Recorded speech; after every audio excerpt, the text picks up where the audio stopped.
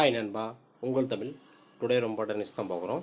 என்னென்னா, நம்ம வந்து குரூப் ஃபோர் எக்ஸாம் வந்து இன்னொரு 4 நாளில் நோட்டிஃபிகேஷன் வரப்போகுது.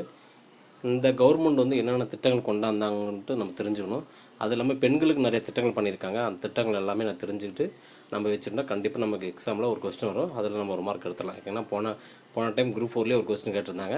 ஓகேங்களா, 2011, 12 அந்த கொஸ்டின் வந்து இப்போ மாற்று என்ன பண்ணியிருந்தாங்க அப்படின்ட்டு ஒரு கொஸ்டின் வந்துச்சு. அதே மாதிரி இப்போ இந்த வர எக்ஸாமுக்கு கண்டிப்பாக பெண்களை பற்றி ஒரு திட்டம் வந்து கண்டிப்பாக கேட்பாங்க.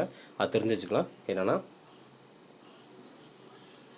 மகளிருக்கான அரசு பேருந்துகளின் இலவசம். ஓகேங்களா, அது வந்து எப்போ ஆரம்பித்தாங்கன்னா, அது வந்து 8 மே 2021 ஆரம்பித்தாங்க. ஓகேங்களா, மகளிருக்கான அரசு பேருந்து இலவசம் வந்து அது எப்போ ஆரம்பித்தாங்கன்னா 8 மே மாதம் 2021 வந்தோடனே, கவர்மெண்ட் வந்தோடனே ஃபஸ்ட்டு இது ஆரம்பித்தாங்க. அடுத்தது என்னென்னா, கலைஞர் மகளிர் உரிமை தொகை திட்டம். ஓகேங்களா, இது வந்து ரொம்ப ஃபேமஸாக பேசப்பட்ட ஒரு பொருளாக ஆரம்பித்தாங்க.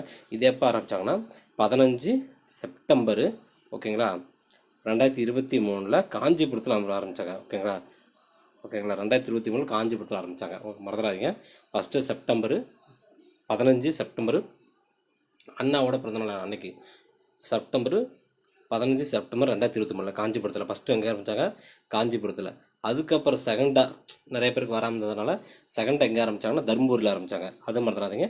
ஃபஸ்ட்டு காஞ்சிபுரம், 2வது தருமபுரியில் ஆரம்பிச்சிருக்காங்க. ஓகேங்களா, ஃபஸ்ட்டு 2 சொல்லிட்டோம். அடுத்தது புதுமை பெண் திட்டம் வந்து எப்போ ஆரம்பித்தாங்கன்னா 5 செப்டம்பர் 2022. 5 செப்டம்பர் ஓகேங்களா 2022 புதுமை பெண் திட்டம் வந்து எப்போ ஆரம்பித்தாங்கன்னா 5 செப்டம்பர் 2022 அதை தெரிஞ்சுக்கோங்க. அடுத்தது கைம்பெண்களுக்கான மாத உதவித்தொகை 1200 உயர்வு. ஓகேங்களா, 1000 200 ஏற்றி 1200 ஏற்றிருக்காங்க. பெண்களின் பாதுகாப்பிற்காக அவள் திட்டம், இது ரொம்ப இது ஃபேமஸான திட்டம் தான், அவள் திட்டம். ஓகேங்களா, இது எப்போ ஆரம்பித்தாங்கன்னு தெரிஞ்ச மறக்காமல் சொல்லுங்கள். அப்புறம் பெண் அர்ச்சகர் மற்றும் ஓதுவர் அதுவும் ஆரம்பிச்சிருக்காங்க. அடுத்து பார்த்துக்கலாம், போர்க்கால விடுப்பு 9 மாதங்கள்லேருந்து 12 மாதங்களாக உயர்வு. ஓகேங்களா, போர்க்கால விடுப்பு வந்து 9 மாதம் இருந்துச்சு, இப்போ வந்து அது 1 வருஷமாக ஆக்கியிருக்காங்க. அடுத்தது தோழி பெண்கள் தங்கும் விடுது இப்போ தான் 2025 இப்போ தான் ஆரம்பித்தாங்க. தோழி பெண்கள் தங்கும் விடுது வந்து இப்போ தான் ஆரம்பிச்சிருக்காங்க. மொத்தம் ஒரு 6 இடத்துல ஆரம்பிச்சிடுறாங்க. 70 கோடியில் ஆரம்பிச்சுக்கிறாங்க. ரொம்ப முக்கியமானது தோழி பெண்கள் தங்கும் விடுது 2025 ஆரம்பிச்சது.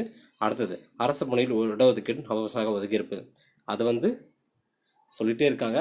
ஓகேங்களா, அதை எப்போ இம்ப்ளிமெண்ட் பண்ண போகிறாங்க, எந்த டைம் எந்த எக்ஸாமுக்கு அதை பண்ண போகிறாங்க தெரியல. ஓகேங்களா, அதை வந்தால் நம்ம கண்டிப்பாக பார்த்துக்கலாம்.